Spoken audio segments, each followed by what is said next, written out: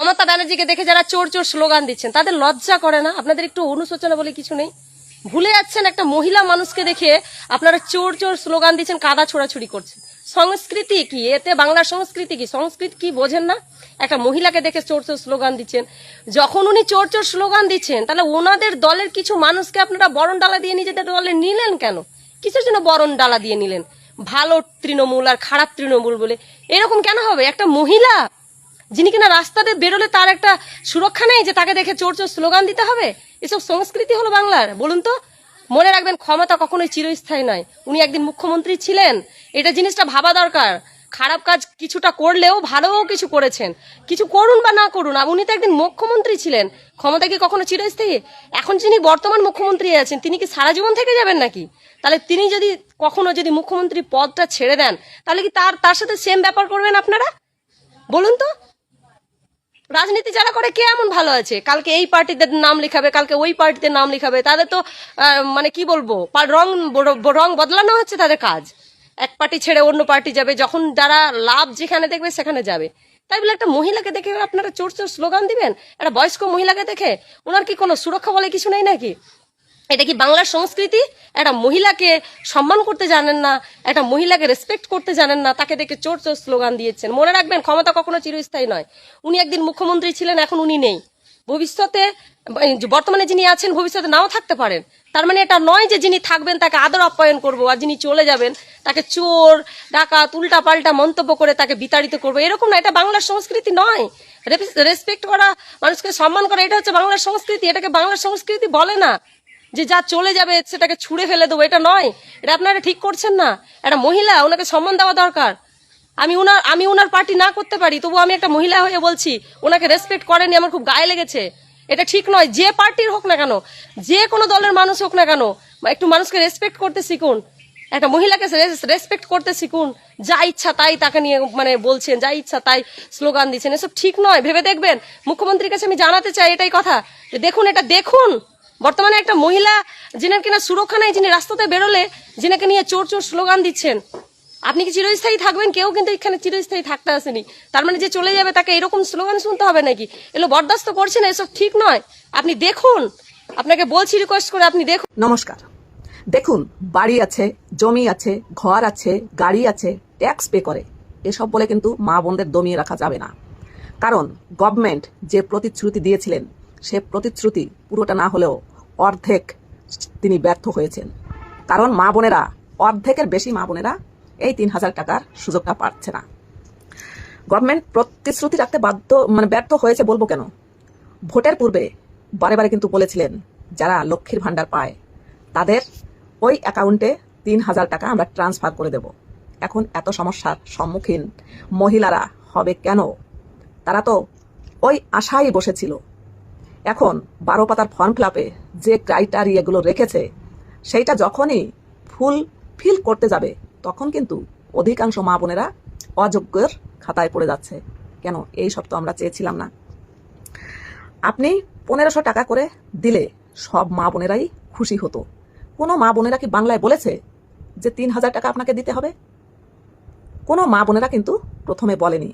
হ্যাঁ, এখন বলতে পারে, যারা পাচ্ছে তারা জানে আমরা পাবো, তারা কেউ কেউ বলছে হ্যাঁ ৩,০০০ই দিতে হবে। কিন্তু সেটা যদি না দেওয়া হতো, ১,৫০০ দেওয়া হতো, তাহলে কিন্তু মা বোনেরা খুশি হতো। এখন যারা যোগ্যের খাতায় পড়েছে তারা জানে আমরা পাবো, তাই তারা বলছে যে ৩,০০০ই দিতে হবে। কিন্তু অযোগ্যের খাতায় যদি একবার সেই মহিলাই পড়ে যেত তাহলে কিন্তু আর ওই প্রশ্নটা তুলতো না। যখন টিএমসি থেকে লক্ষ্মীর ভান্ডার দেয় তখন কিন্তু বয়সের শুধু প্রয়োজন ছিল। সঠিক বয়স হলেই ১৫০০ অথবা ১৭০০ প্রত্যেকের অ্যাকাউন্টে ঢুকে গিয়েছে।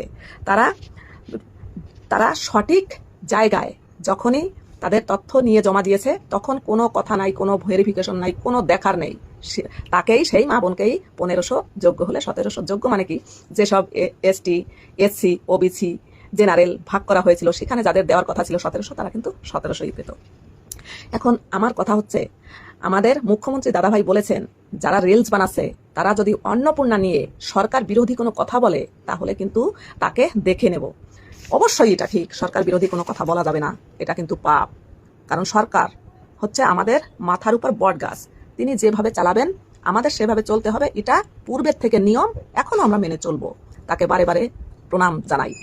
কিন্তু সরকার রিলসগুলোতে যদি সেইটা খেয়াল করে থাকেন যে সরকার বিরোধী কথা ভিডিও যারা বানাচ্ছে, রিলস যারা বানাচ্ছে বলছে, তাহলে সরকার দাদা কি এটা দেখছে না যে কত মা বোনরা কান্নাকাটি করছে, হাহাকার করছে এই 3,000 টাকার জন্য?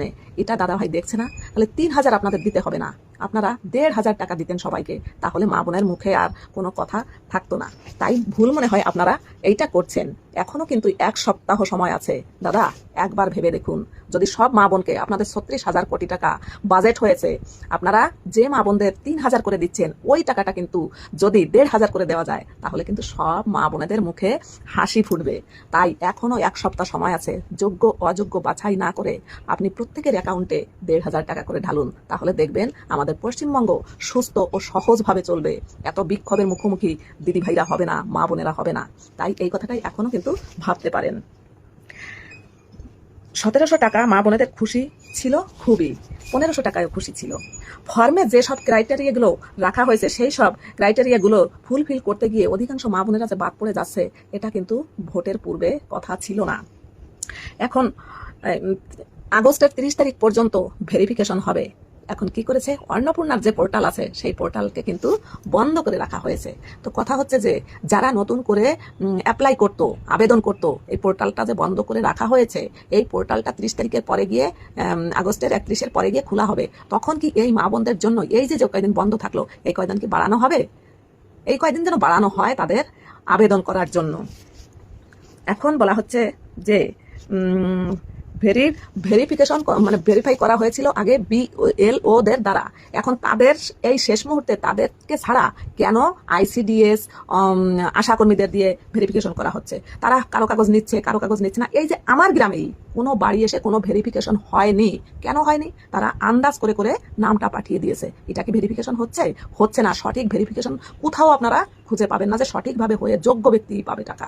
না, অনেক জায়গা যোগ্য ছাড়া অযোগ্যরা বাদ পড়ে যাচ্ছে, গেছে এবং যাবে, এটা গ্যারান্টি দিয়ে আমি বলতে পারি। সঠিক ভেরিফিকেশন কোনো আশাকর্মী, কোনো অঙ্গনওয়াড়ি কর্মী কিন্তু করতে পারবে না। তাই এই কাজটা যদি যারা ছিল মেরেছিল BLOরা, তাদের দিয়ে শেষ পর্যন্ত করানো হলে হয়তো কিছুটা সঠিক হতো, সব হতো বলছি না, কিন্তু এই ভেরিফিকেশনটা শেষ পর্যন্ত ইনাদের দিয়ে না করালেই ভালো হতো।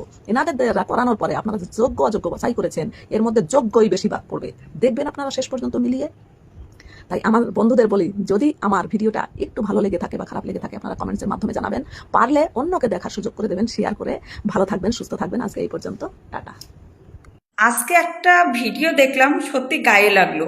ও শুভেন্দু কাকু, এই আপনি যে বলছেন এই শুক্রবার কিছু মানা যাবে না, কেন আপনি জানেন না শুক্রবার মুসলমানদের বিশেষ একটা পবিত্র দিন? শুক্রবারে আমার বাবা, দাদা, ভাই সবাই চান টান করে পাঞ্জাবি পাজামা পরে পবিত্রভাবে মসজিদে যেয়ে নামাজ আদায় করে, তারা সবার জন্য দোয়া করে। আর শুক্রবারে না মানে মানা যাবে না কেন? আপনার হাতের মোয়া নাকি শুক্রবার মানা যাবে না? অত হিংসা ছড়াচ্ছেন কেন? আপনাদের তো এই পুজো আসছে, সারাক্ষণ তো বাজনা বেজেই যাবে, একই হরিবোল গেয়েই যাবেন। কই আমাদের তো কোনো অসুবিধা হয় না, যার ধর্মে যেটা আছে সে সেটা পালন করবে। আপনি এত হিংসা ছড়ান কেন বলেন তো? তারপরে আর একটা কথা, মসজিদে মাইক রাখা যাবে না কেন? মসজিদে মাইক